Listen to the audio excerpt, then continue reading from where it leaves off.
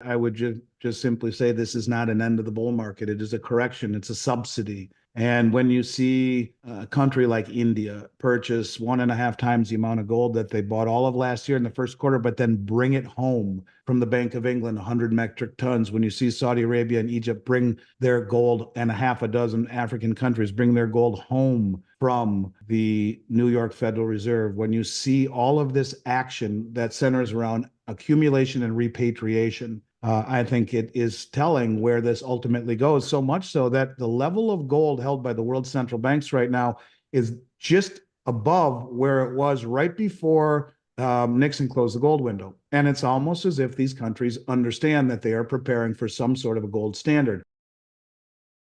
Welcome back. Today, we're diving into a critical topic that has been gaining traction in the financial world: central banks and their relationship with gold. Our focus is on insights from Andy Schectman, a well-respected figure in the precious metals industry and the CEO of Miles Franklin. We'll explore what he has to say about why central banks are hoarding gold and what this could mean for the global economy. As Andy Schectman discusses the growing interest of central banks in gold, it's clear that precious metals are a vital part of any secure financial strategy. If you're looking to protect your wealth in these uncertain times, consider Augusta Precious Metals. With our expert guidance, you can confidently diversify your portfolio with gold and silver. Check the link in the description today to learn how Augusta Precious Metals can help safeguard your financial future. But most of my career, I mean, Donnegan, I've been doing this for 34 years, and I can remember vividly most of my career, everyone saying the numbers that the Chinese are telling us, and usually it was stuck at 1,200 metric tons for, I don't know, for a long time. You can't believe it. They're not updating the numbers. You have the IMF saying their numbers are fugazi. You have the head of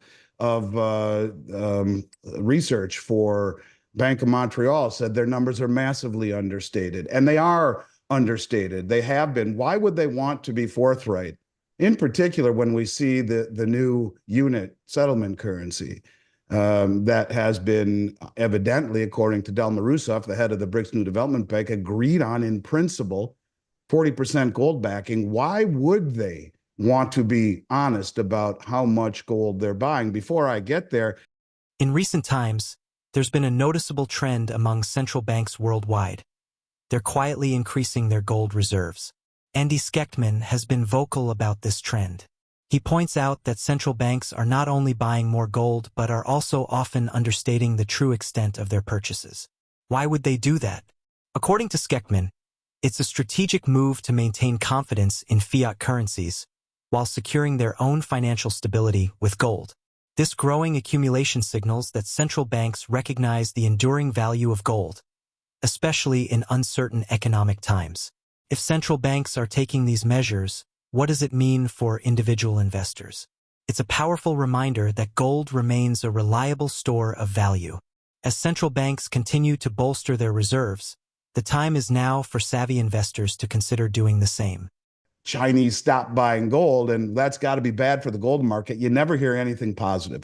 It's always, even if it is positive, it's spun with a little bit of whipped crap on top of it for dessert. And they never, ever are bullish about gold because it is the antithesis of the system. So the media, after 18 months of the Chinese finally updating their numbers repetitively, and they stop, they're all over it saying they stopped buying. And I said, that's just a lie. I've been saying that on your show and everyone else. They're not stopping buying. In fact, these export numbers prove it. But I think people need to understand that this is an all-out rush. And when you see the effort that they are going to, like going through Latin America and paying double what everyone else will pay for unrefined doré in silver and silver concentrate, to ship it home at tons per, tons and tons and tons and tons and tons of this stuff, the cost of shipping it and refining it they're okay with that. They've been mining gold that has been very uneconomical for a long time, using our trade imbalance. And so to them, it's money. And to them, they see the big picture. They think in terms of decades. Now, the BRICS has been going on for 18 years. China's growing influence in the global economy is undeniable. But there's a strategic move they've been making that often flies under the radar, one that has profound implications for the future. Andy Schectman, a leading authority in the precious metals industry, has been closely monitoring a significant trend. Chinese banks are aggressively buying gold. But there's more to the story. These banks are not being entirely transparent about how much gold they're really accumulating. According to Schectman, Chinese banks have been quietly amassing vast amounts of gold, even if it means paying steep costs for shipping and mining. Why? Because they understand the long-term value of gold in a way many others don't. Despite the high costs, the Chinese see the big picture.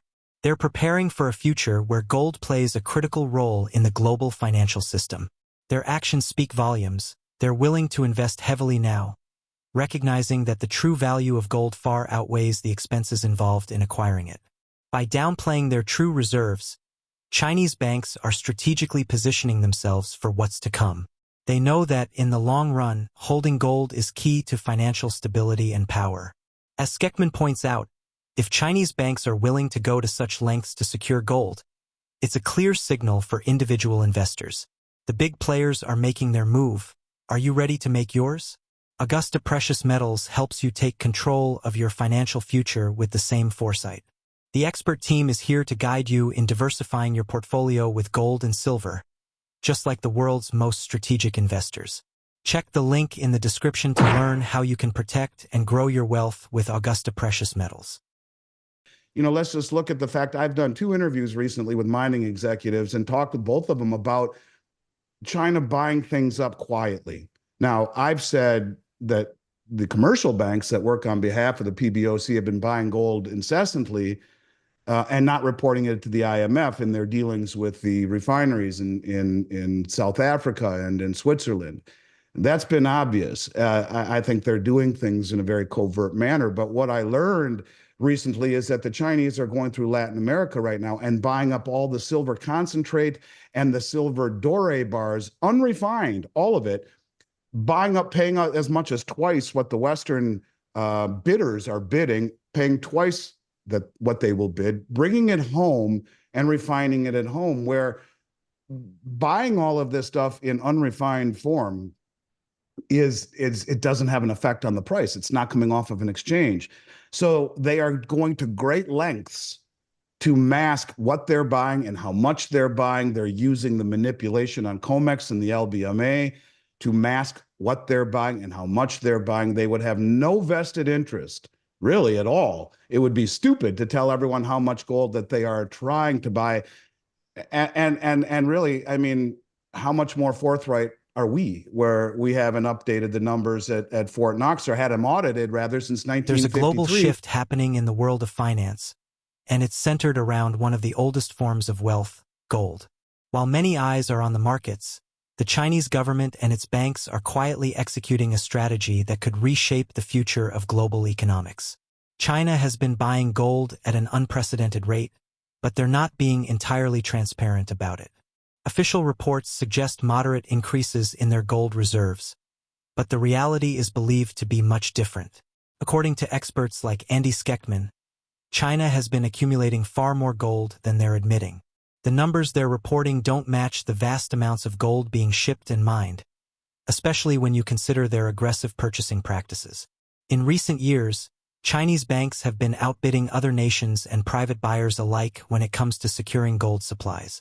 They're willing to pay a premium, often outmaneuvering competitors in the market, to ensure they can lock in as much gold as possible. This has driven up prices and made it more challenging for other countries and investors to secure significant quantities of gold. Their willingness to pay more reflects a broader strategy. They see the bigger picture. In a world where fiat currencies face uncertainty, China understands that gold is not just a commodity, but a cornerstone of financial stability.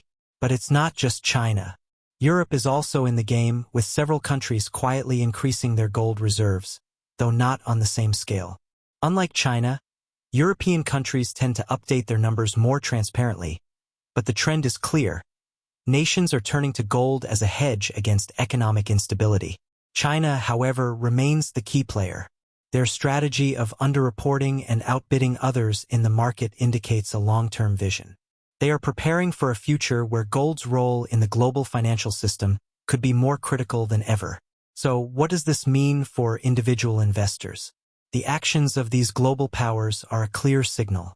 If the largest and most strategic players are moving into gold, it's time to consider how gold can play a role in your own financial strategy. Augusta Precious Metals helps you see the big picture just like these global powers do. With their expertise, you can confidently diversify your portfolio with gold and silver, ensuring that your wealth is protected in any economic climate. Check the link in the description to learn more about how you can take control of your financial future with Augusta Precious Metals. There was an article that I read, and I think it was from Koos Jansen. He's a hell of a researcher, and he said because the bullion banks take care of the gold transport for the PBOC, the shipments from London to Beijing are disclosed in UK customs data. The customs data reveals that the PBOC continued to buy gold in May when it communicated to the market it discontinued buying at it. And, so this is the thing. You can see the efforts they are going or taking, even going as far as decreasing the arbitrage premium on the Shanghai Gold Exchange to really make it look like they stopped buying it. But in essence, what did it do? It drove the price down. And the Western media, who's so stupid as it pertains to telling us what's really happening, well, they were all over, Reuters and all of the news channels were all over the fact that Chinese stopped buying gold, and that's got to be bad for the gold market. The world is watching as China and other global powers quietly but decisively move into gold, understanding its crucial role in the future of finance. Their strategies, outbidding others, underreporting their reserves, and preparing for a world where gold could dominate, are clear signals that we should all be paying attention to. As these nations make their moves, the question is, what steps will you take to secure your financial future?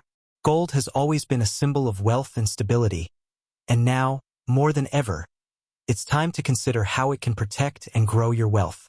If you found this information valuable and want to stay informed about the latest trends in precious metals and global finance, subscribe to our channel. We're committed to helping you navigate these uncertain times with confidence.